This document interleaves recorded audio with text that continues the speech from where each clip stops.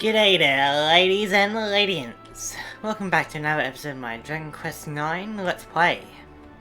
Last time we started helping out Ivor to help out Eren. Basically what we're doing is we're going into the Hexagon to rescue a woman named Patty. Because she was taking a shortcut because of the blocked road. So, since last time, I just gone back to heal up at Eren's house, and I've also picked up a shiny sword. What I like about this game as well is that whatever you equip, whatever you equip will be shown on your character model. Like, pretty much anything except for accessories like rings, for example. But like, our armor, our shield, our sword, you know, anything we get that's new will be added on. So, I forget exactly where we were going. I think it was just down here. Not sure if I battled this enemy. Probably not. Let's try it.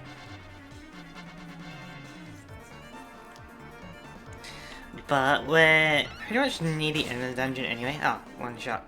Yeah, stronger sword definitely helps. We are near the end of the dungeon, I think. So this might be it. Nope. What do we get? Oh, nice. Nice investment. Yeah, so it won't be too long before the end of the dungeon, where we will battle our first boss. Isn't that exciting?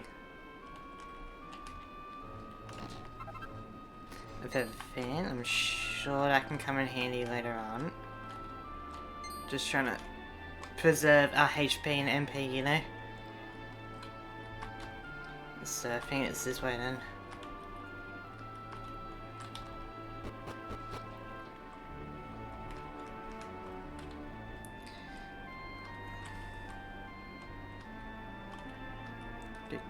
So I'm just concentrating while we're getting across. Not sure if I battled you, so let's do it. You may as well add it to the bestiary later on, you know? 4 damage.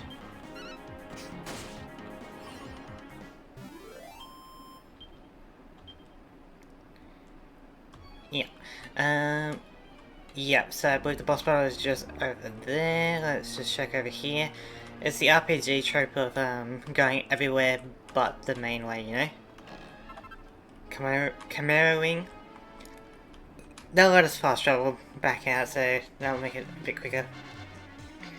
It does get to a point where it will be obsolete, like we'll have a way to fast travel without it. But in the meantime, it's nice to have, you know?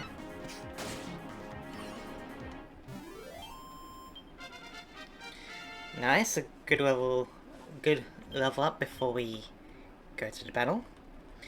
And so now we can also get our first skill. Glockenspiel. Oh yeah, it's got like a little achievement system in this game as well. Yep, so let me just double check our inventory. That should be pretty good, we got a lot of herbs. What I can do is I can heal before we go in, and then let's give it a go. It should be relatively... oh, let's go. It should be relatively easy because it's the first boss and it is kind of designed around us being this class and around this level. That was a seed of deafness, which we'll probably end up using later on. Did Google a bit about the seeds, and it's not permanent per character, it's permanent per character per class. So we need to figure out a good time to use it. Anyway, here is Patty.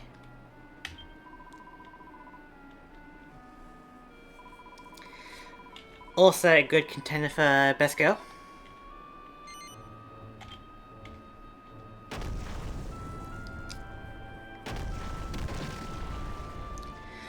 But they did say that there was a monster guarding this place. quite a ferocious being.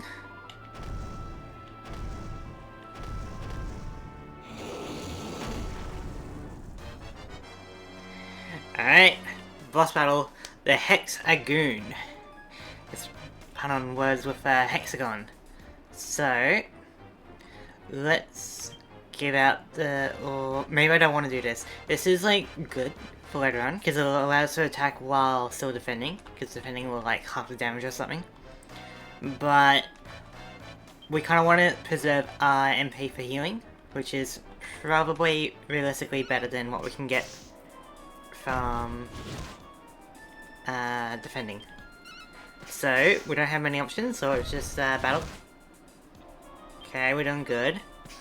There are critical hits in this game, so we do need to be careful sometimes.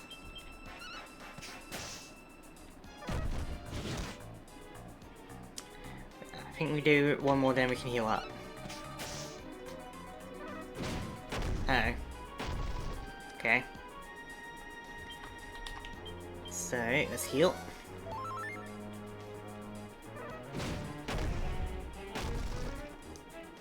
Okay, not bad. Keep it up. So yeah, it is pretty limited, but you know, this is like a up to 4 player kind of game. So after this battle we'll be able to recruit new members. And then battles will be more complex. I think we can do at least one more, maybe 2. Hey! That sound means it's the finishing blow.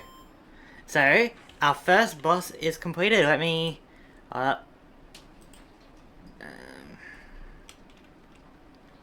maybe... Sorry, I'm just trying to figure out how to do the OBS stuff. There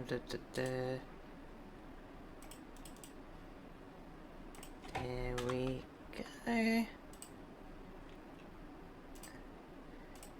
There we go. Our first boss has been defeated. There's about, I think, 18 for the main game. So we are getting there. Also, a nice little level up. You don't get skill points every level. It's usually like 2 levels of getting skill points, then 1 level of not getting skill points, and then it kind of repeats. And as levels increase, it will also increase the amount of skill points we get. And then it does reach to a point where it will start to reduce it, but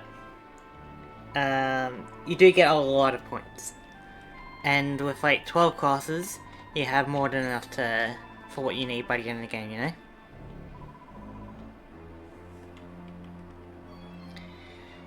But yeah, that is the Hexagoon completed. It's very interesting language. Goon nowadays. So, cause like in, you know, TV shows and stuff, you have the villains with their minions or cronies or, you know, goons, right? In Australia, goon also means something different.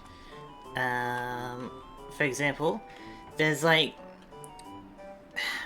how to describe this? So there's like alcoholic boxes, right? And it's got like a little tap at the bottom for like pouring alcohol. Basically, from inside the box is a small kind of, I guess, aluminium bag or so. It's very silvery, very reflective, that's for sure.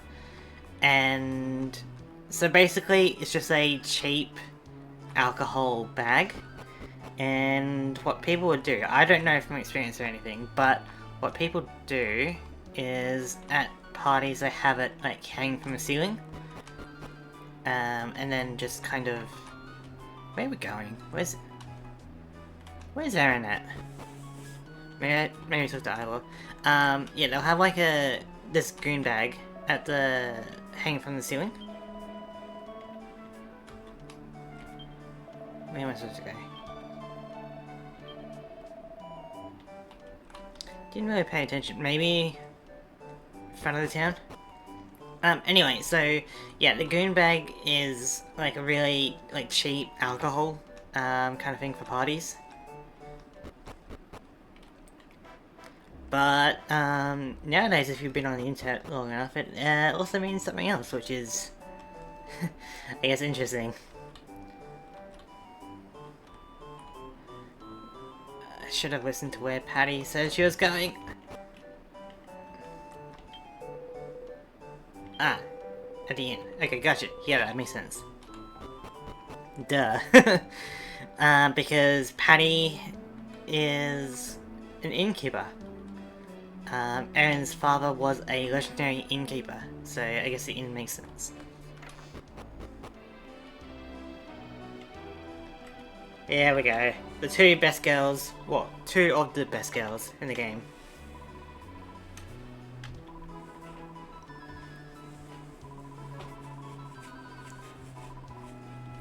But yeah, it's interesting what the way that language has developed. Nowadays in this generation, there's a lot of, well, I guess you could call it just brain rot kind of words being created, you know? You can probably think of your own, but it's interesting how language is developing.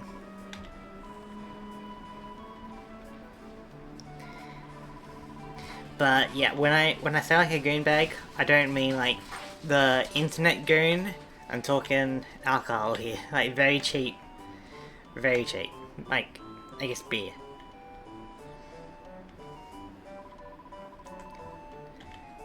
It would give different meaning to goon bags if it was using the internet meaning.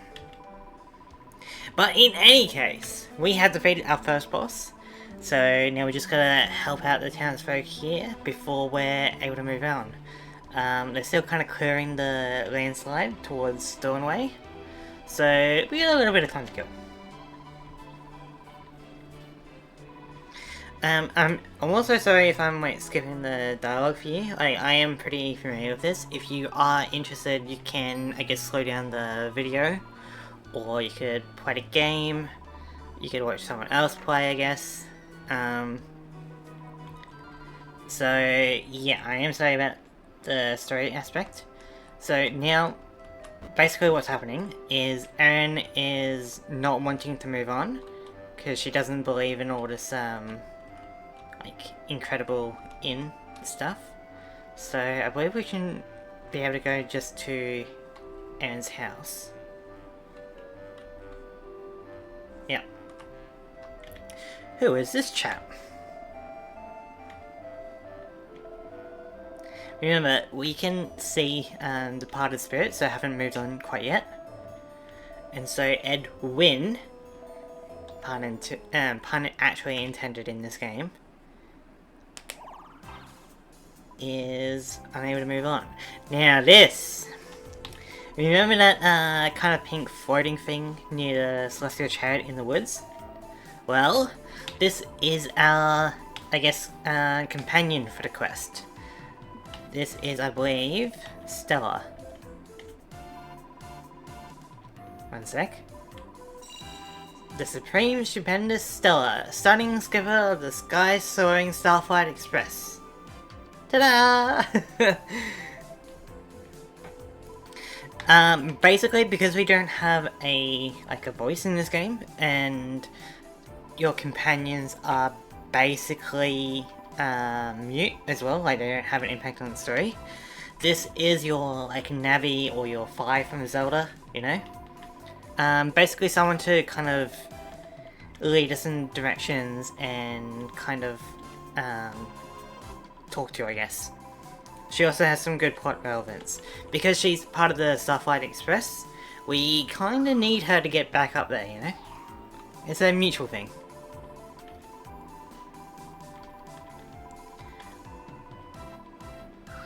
But yeah, if we need a little bit of help, she can help us out. She's also in charge of the bestiary, so that's always great. So, we gotta help out this Edwin to move on.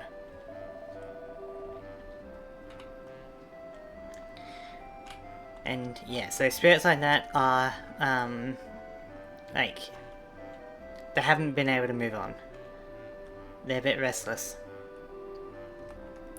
But luckily we're able to interact with them, so we're able to know what to do. So Edwin has buried something behind the inn. A gold trophy.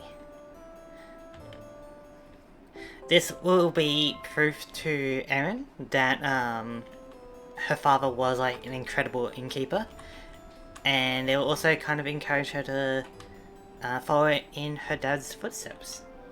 So that's pretty cool.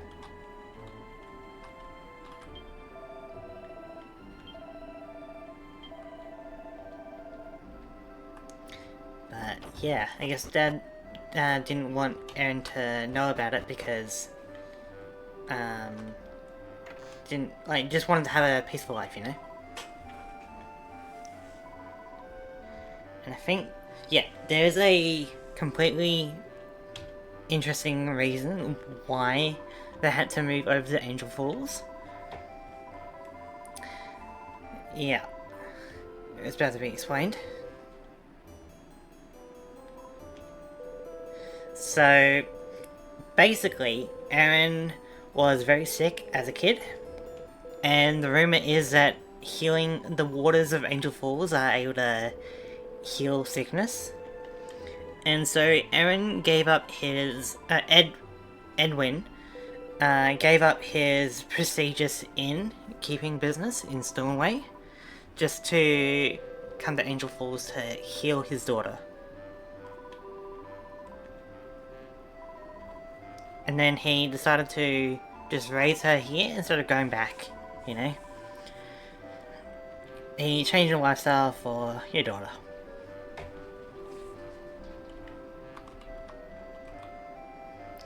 But we have helped Edwin. So he should be able to move on. Not only that, but he is very benevolent to us. So he's giving us some benevolence.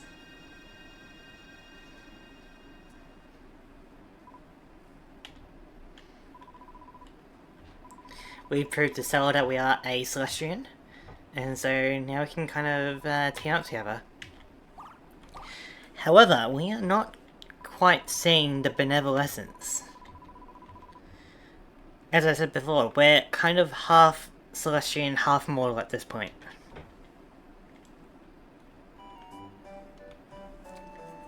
So, we do have a bit of a work before we're able to really go up to the observatory again.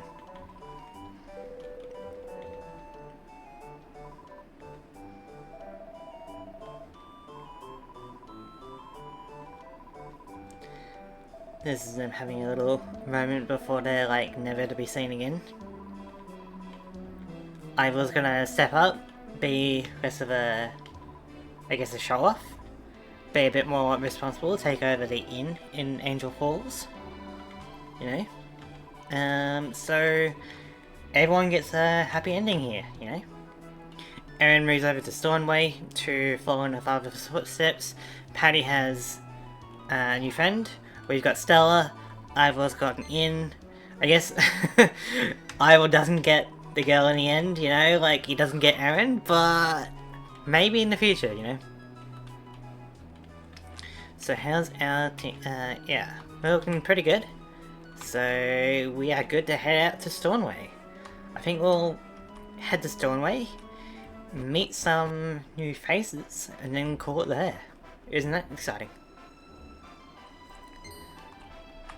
So yeah, let me know if you're enjoying this series.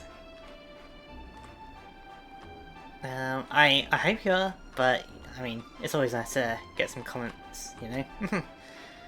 Technically, I think we could go up here. I don't think there's much, but yeah. And so now we're high enough level that monsters are not like chasing after us, they're wanting to run away. Look, see? Which is, I guess, progress, you know? So let's see what Stella thinks of the Starflight Express.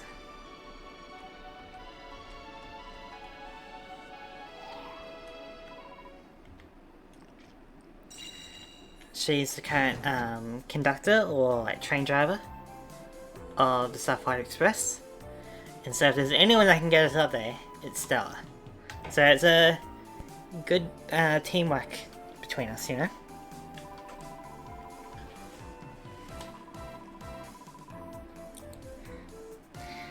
And canonically, when a Celestian is on the Starflight Express, it will perk up and be active. So, we should be able to go, right? Except it's kind of out of juice. We need to kind of prove to the Starflight Express that we are Celestian. And so the way we can do that is by getting more benevolence. So our current task is to go around the mortal world to help others so that we can get more benevolence, so that we can prove that we are Celestian, so that we can go back up to the observatory, see what's happening, and kind of figure things out from there. It might sound like a lot, but believe me, this is all like the first, I guess, quarter of the game.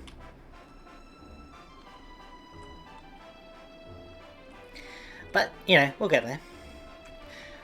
So, the lane side is cleared, so we are making our way to Stornway, a new location. Look at the map! Isn't it pretty? So, as you can see, we can battle the enemies later. I want to showcase Stornway a bit.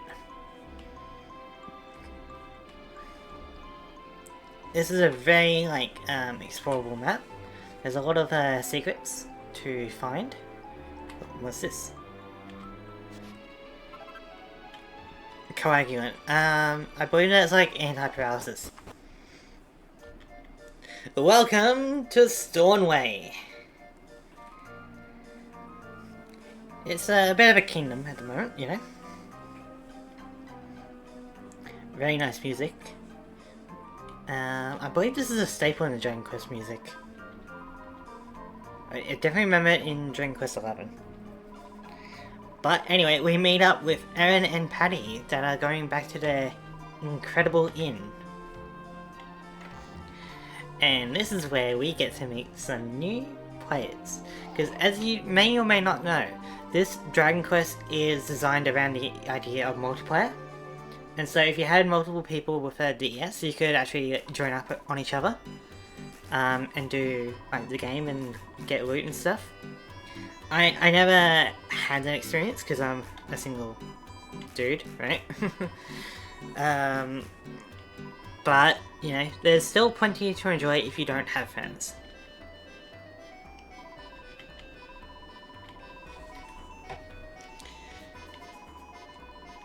And yeah, so this is the area where you go to meet up with friends, but if you are playing single player, then you can have some companions. And you can set them to be either like controlled via like the AI, or you can manually control it. I usually control it, but for the sake of it, let's see how good the AI is, and it should be relatively fine. But now we get to the point where we got to make some new characters for us to join. Who will it be, I wonder?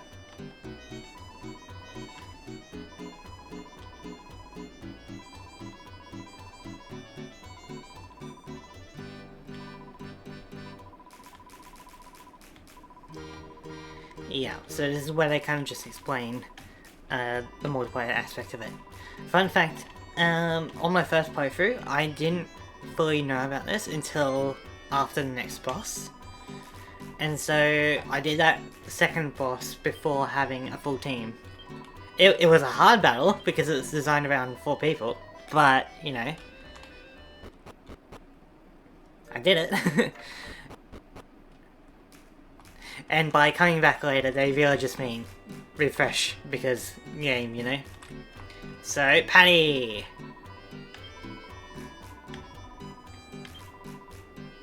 Alright, we want to recruit a friend.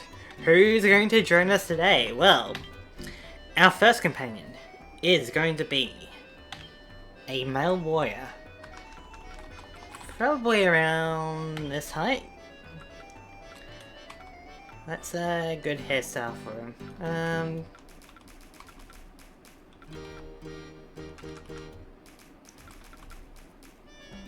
We can just go with the Android 17 look. I imagine... yeah. I think this is pretty appropriate. This is whatever. This person's name shall be... C...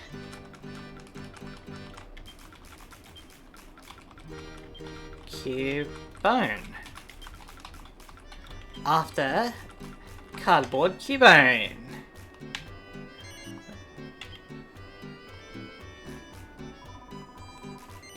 It does have some pre-built NPCs, but for the most part, it's better just to create your own. Welcome Cardboard Cubone to the team.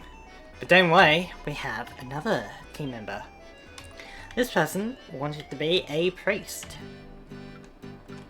So let's have a bit of height difference, eh? And let's give you the Goku hair, eh?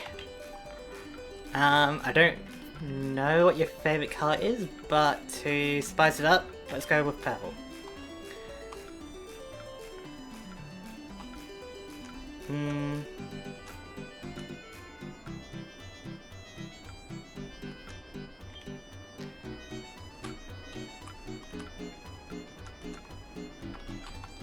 Yeah, some of these colours are a bit awkward.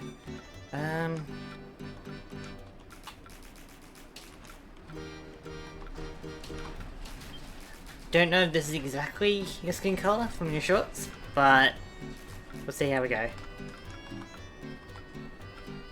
Yeah, why not? As this is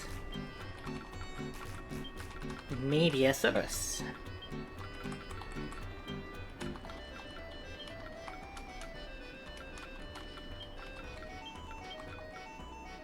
Okay. That's fine. Mediasaur. I hope that's good enough for your name. So, welcome to the team, Mediasaurus. A nice respectful bow.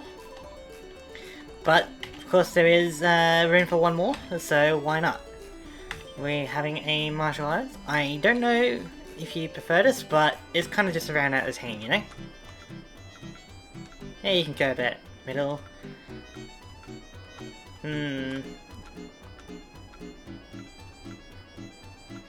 I don't know really what you look like, but I'm imagining something like this. And there's a nice blue, that's for sure.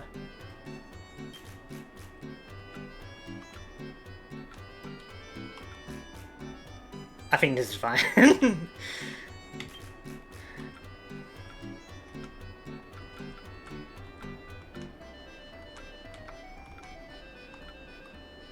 Why not?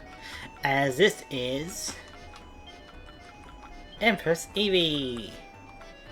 So we'll do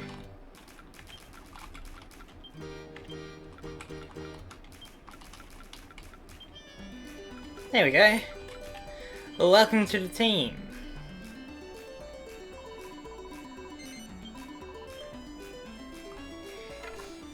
There we are. Empress Eevee. I hope I got your face correct. But this should be good enough. So...